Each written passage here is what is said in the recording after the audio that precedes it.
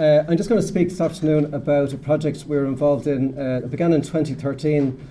I suppose architects hit a bit of a lean period after 2008. We're looking for things to do. I was lucky to get involved with this research project that Dublin City Council undertook. It was funded by the Heritage Council at the time, and they wanted to basically look at the energy characteristics of the pre-1945 housing stock in Dublin. So looking at all the different historic periods from 1700 up and looking at their retrofit potential and the issues with retrofitting and energy upgrading these buildings.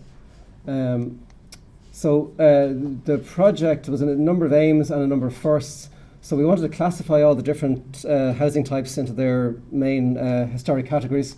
We want to look at the positive and negative attributes of the different types of houses and look at what were appropriate interventions, what's the right thing to do to these houses. We wanted to look at there's a lot of push for energy efficiency at the moment for different reasons, and we wanted to look at what was driving that and to look at really that there wasn't enough discussion about the heritage impact on the buildings and what the impact of all this works would have, both from a technical point of view and also from a kind of a cultural point of view. And we want to look at obviously pre-1945 materials. What were the differences in the different periods? How did the materials change, and how would that inform what you do to the buildings? So the project team at the time, it was led by Joseph Little, who at the time was in private practice consultancy. He's now assistant head of department of construction in TUI Dublin. Joe led the sort of technical end of it. I was brought in as a conservation architect to prepare some of the case studies, interview homeowners, and look at the heritage impact aspects of the project. There was IHER did a lot of the modelling and so on, and there was a steering group comprised of the Dublin City Council Heritage Officer, the Architects Department, the Department of Arts, Heritage and Gaeltacht, the Georgian Society. It was funded, as I said, by the Heritage Council as well. I'm just going to touch on the whole issue of climate initially. The climate can vary significantly, even from, as we know, from the east to west of Ireland. When I came out of college in '94, one of the first jobs I had was working for an office in Dublin who had a smaller office in Sligo. And in Dublin we were drawn up a housing scheme with 9-inch hollow block walls and so on, and external cement render. And I was sent up to Sligo for a project for about a month or two, and I asked the partner about would we use cavity walls or hollow block, and he kind of laughed at me and said you wouldn't really see a hollow block west of the Shannon, given that you kind of double the rainfall and double the wind speed almost. So every location has a unique microclimate. Dublin is colder and has a higher relative humidity than Glasgow or London, but the rainfall is lower than Glasgow, and I've found out recently it's lower than San Sebastian in northern Spain as well, by a factor of nearly 2. But we have greater exposure to southwesterly driving rain than these places. So microclimate has to be considered, I think, when you look at your building, look at your orientation, look at the porosity of the materials and so on. This is something that's reiterated again and again and again. I'm just going to touch on it for anybody that hasn't seen it before. The difference between traditional and modern construction. Modern construction is generally, we have DPCs, we have DPMs that resist moisture rising from the ground. We generally have waterproof external walls, either with cavity wall construction or impervious watertight finishes. Traditionally built buildings, i.e. buildings that are built of solid brick or stone masonry walls, were designed to absorb and release moisture both internally and externally. So the walls will absorb moisture externally from rain and internally from the effect of occupancy. So there's generally a higher moisture content inside the building than outside the building. These walls will absorb moisture and they have to be allowed to continue to release it, so to dry out both internally and externally. Just on some material, so we have this issue. We've quite a wet climate. I was at an IEI conference, Institute of Engineers conference on dampness during the week, and one of the points made that stuck with me was that 80% of the failures in building is related to moisture. So aside from kind of structural issues, most of the problems that we come across in buildings are got to do with condensation, interstitial condensation, dampness and so on, which affects timbers and other materials. So with that in mind, bearing in mind that materials can be incredibly different in the rate that they absorb and release, there could be a factor of 200 in the absorption rate between a brick and a rendered wall. There could be even a factor of 3 in the absorption rates of different types of bricks. And that doesn't mean that older bricks are more absorbent. You can often find that a modern brick, as we found a brick from the 1960s in a Dublin City Council social housing scheme, was one of the most absorbent bricks that was tested. Just to touch on U values, just explain, anyone doesn't know, a U value is the rate of heat loss through a wall. So the lower the U value, the better it is, the less heat loss there is. So just in terms of rough figures, single glazed sash window is roughly about 4.8 watts per metre squared Kelvin. Your modern double glazing typically is about 1.2, 1.4, going down to maybe 0.5 for your passive units. Building envelope, traditional masonry walls are guesstimated to be in the region of 1 to 2 watts per metre squared Kelvin, whereas your modern passive construction could be down to about 0.1, 0.15. So you have a factor of 10 now. With increased standards of insulation, you now have a factor of 10 in the difference between traditional building fabric and modern standards. This is one of the tables we prepared, just looking at the cost analysis of if you have your traditionally built building, what's the best things to spend the money on, what's the most effective. So there is this concept of the low-hanging fruit, which typically end up being things like a boiler upgrade, which immediately improves the efficiency of the house. Attic insulation is normally quite cheap and quite effective. Draft proofing. Then you move on to slightly more invasive things, insulating timber floors, and so on. Later on, as you go down to the bottom of the table, you can see that there's less and less payback. You're getting into things like wall insulation and replacement windows, and then at the very bottom you're into things like micro renewables, which a lot of the time are quite expensive and have a very slow payback. So it's important to prioritise what you do, that you spend the money effectively and you get the best bang for your buck. So in terms of impact on heritage, like external wall insulation is a bit of a bugbear, I think, at the moment. We're seeing a lot of very, very strange things like this happening in Dublin, where people are retrofitting things. There isn't kind of thought about the detail, the impact on the adjoining neighbours. It can start to look a bit like Lanigan's Ball, where she steps out and I steps in again. You get a whole street where it's just kind of in and out. The little house on the right-hand side is an artisan house. I'm guessing it probably has maybe a footprint of about 50 square metres. They've externally insulated it. They've come across the footpath onto the public boundary. They've cut out around a gas pipe. The detail at the eaves looks a bit strange. And in reality, if you think about where the heat is going in that building, there's probably most of it going through the roof, because you're a single-storey building. You have a large floor area.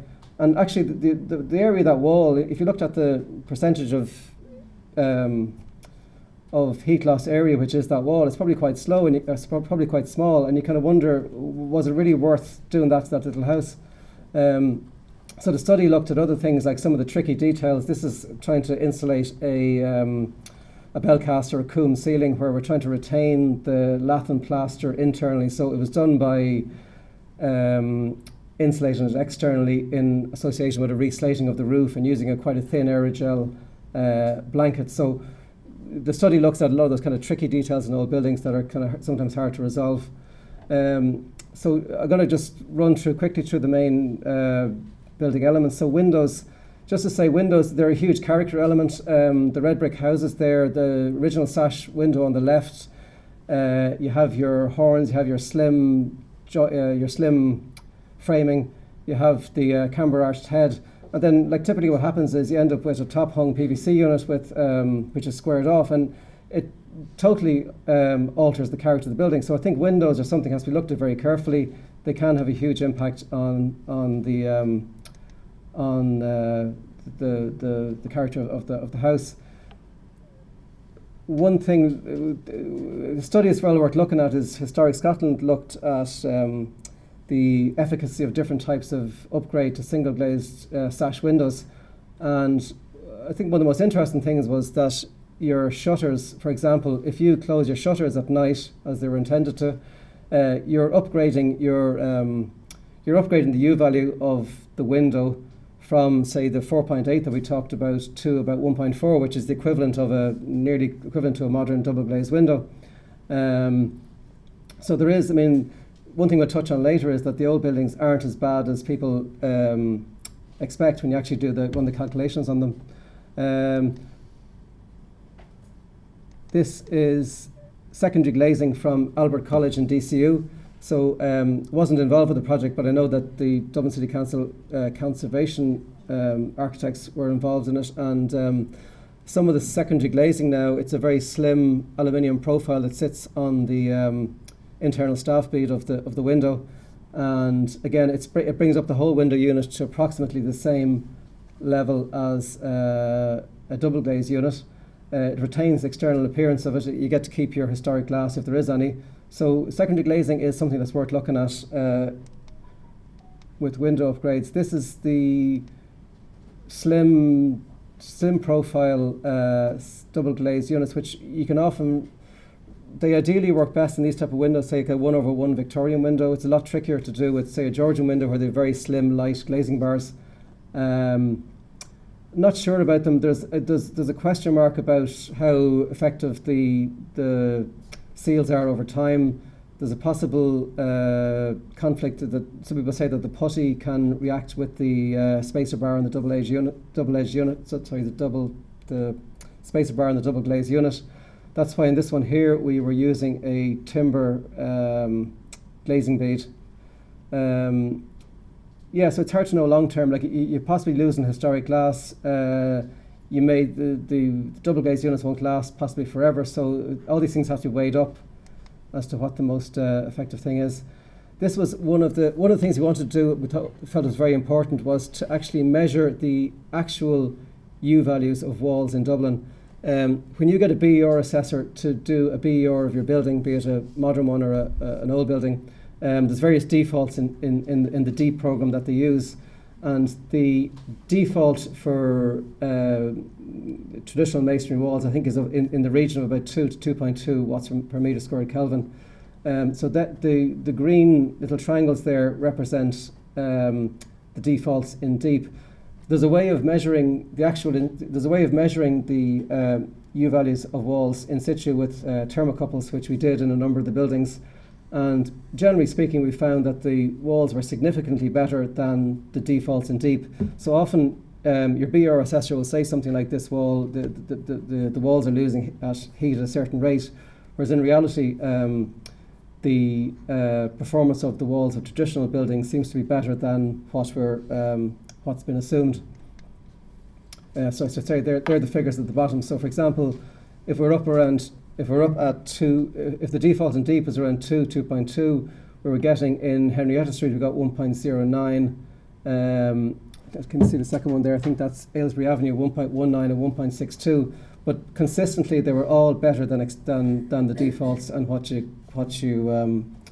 was assumed.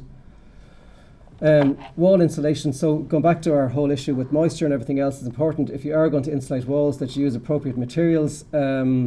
A lot of the sins of the 1990s and 2000s where people applied your typical dry lining with rockwool battens and visqueen and so on might have been well intentioned, but I think a lot of the problems with that approach are coming out now when people are maybe retrofitting for a second time or making alterations to their house. So a lot of those systems, because they don't let the wall breathe, they're trapping moisture behind the insulation. It's a source of problems, and in recent years there has been more, I suppose, more suitable materials. So some of the ones we've come across, you have calcium silicate boards at the top left. It's a kind of a rigid kind of lime silicate board. It's very compatible with old materials. On the right, top right, is Diason insulating plaster. It's a lime-based plaster with a cork aggregate. Has quite a good thermal conductivity, so you can spray it on up to, say, a thickness of, I think, you can build it up, I think, to about 50 mil without reinforcing layers.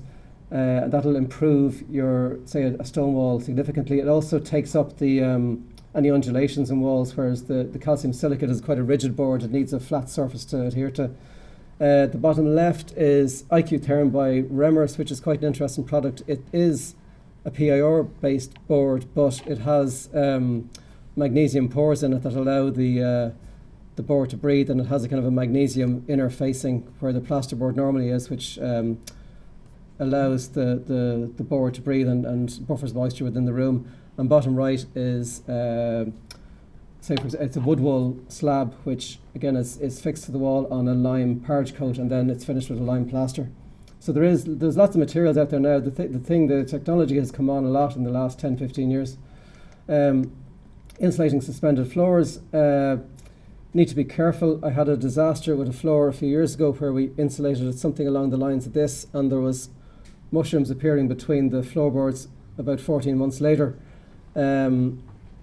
You be very careful with the ventilation, with the moisture content of the rising walls. The house we were dealing with had a pre-existing dry rot issue which had been treated, but there was a problem with drainage, and the rising walls were wetter than we had realised. So typically timber floors, it's one of the medium range kind of interventions, so it's after your low-hanging fruit. Timber floors, they have a double effect of insulating the floor, and also you have the opportunity to introduce a airtight airtight membrane, which reduces the amount of drafts in the house. So that approach there was to put a fibre insulation between the joists, and I think in that house it was possible to actually access the floor void and lie underneath it, and we put a wood wool slab below the floor as well. So 5 minutes left. Okay, I'm going to fly. So the classification, so we looked at all the types of houses in Dublin.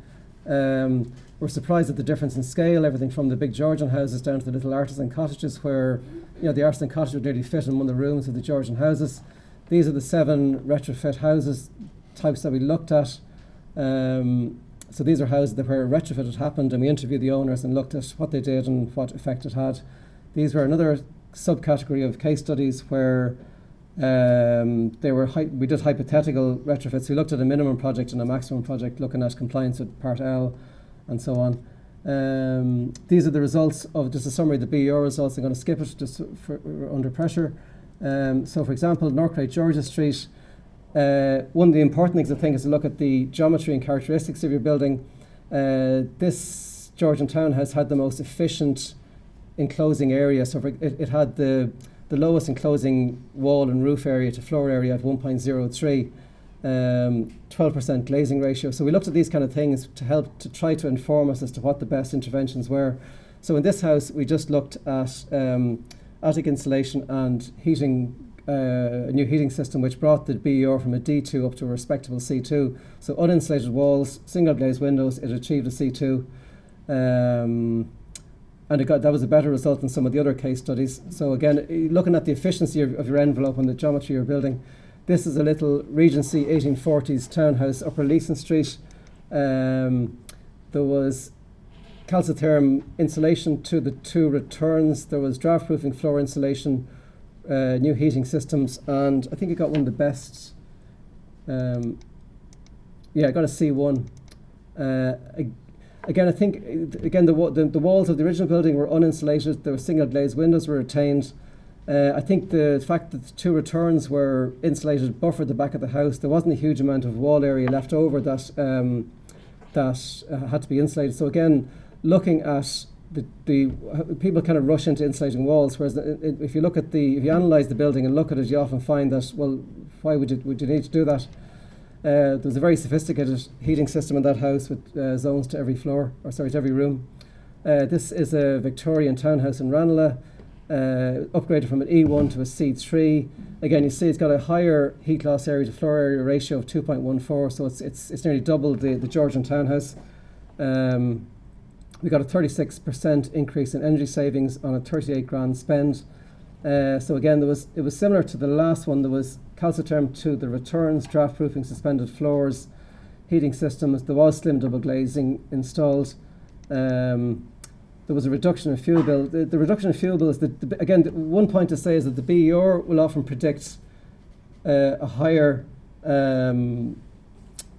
fuel saving than reality because of a thing called the rebound effect or the comfort clawback, where basically people do retrofit works and they run the boiler for the same amount of time. You have a more comfortable house, but you haven't actually made any energy savings. So that was a phenomenon across most of the case studies. This was a little 1930s house, Griffith Avenue. There was a 40 grand spend. On the BER scale, they improved their efficiency by 65%. They had a composite insulation approach, so they kept the front facade, dry lined that, and then they externally insulated. So the gable there is externally insulated as well as the rear of the house. So it was a composite type of insulation effect to preserve the front facade.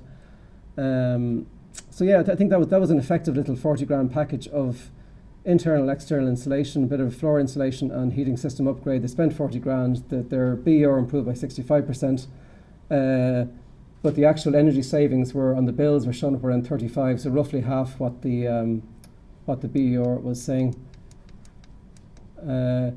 This one here, I think what's interesting about this one is that is external insulation. So the owner was one of the senior people in Henry J. Lyons Architects, so he obviously knew what he was doing. So that facade has been fully reinstated. There was a big debate among the steering group about when is external insulation appropriate. A lot of people felt it was never appropriate with any sort of heritage building. We wanted to see, like, it must be appropriate at some point. Certainly pre-20th century, I'm not sure about it. This building was 1930s. It was in its own context. There was no other houses really around it. It wasn't part of a terrace. And I think, on balance, it's a pretty good project. So they just basically externally insulated, and I think there's a bit of attic insulation. There's a 35% improvement on the BER for a spend of 24,000. Again, because the building is detached, it makes more sense to go for a wall insulation approach because of your wall area. So in this case, we're up to 2.51 is the ratio of wall area to this is the last one, Liam. So. This is a little terrace. This is in Belton Park in Donecarney. I suppose it's a straightforward external insulation of a terrace. I think what's interesting is the group got together. I think the three of them went together and they got one contractor to do the works of the three houses together. So there was a group approach. I think they retained. There was attention to detail in terms of, for example, the window head detail. The sills are kind of deep enough to match, even though they're metal, they match the original sills. So I think all that was positive. What was interesting about it was that the fuel bills in these houses, and two of them actually went up after the retrofit. So we think there's a combination of things. We think we had the rebound effect again, where people were absorbing increased comfort as opposed to getting energy savings. I think one of the issues was that they didn't go for the obvious thing with insulating the suspended timber floor first. So there's a suspicion that a lot of the benefits of the wall insulation has been bypassed, for example, by drafts underneath the timber floor. So again, your order of priority is important. So I'll finish there. So again, just understanding what's specific about your house. It's traditional construction, is it modern construction, is important. Your order of priority, you can get significantly better thermal comfort while retaining all the important characteristics of your house, and don't expect a huge payback on your investment. You will get increased comfort. You will get probably a reasonable payback on the low-hanging fruit, the boiler and the attic insulation. Beyond that, then the payback tends to taper off. And if your building is protected, obviously contact your local conservation officer. So anyone who's interested in more information, the Heritage Council and the SEAI have just completed a significant document last year called Deep Energy Renovation of Traditional Buildings, Addressing Knowledge Gaps and Skills Training in Ireland. So there's a huge amount of research in the area in the last, especially since 2013. What they've done is they've actually compiled all the available documents from English Heritage, SPAB, Historic Scotland, various academic research. They've compiled it into one sort of directory with hot links to different documents. So if anyone's interested in reading up more, that's the place to go to. And I believe that the Heritage Council are going to run a retrofit training course over the winter of this year, which will follow on from that initial study, and it'll run, I think, over 10 days or 10 half days in Dublin. And that's it.